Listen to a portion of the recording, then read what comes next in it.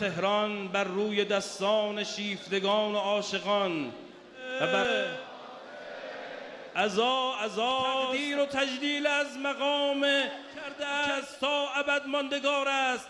تجدید پیمان میبندیم یا حسین. به ما صاحب عزاست امروز، عزاست. خونی که در رگ ماست هدیه به رهبره.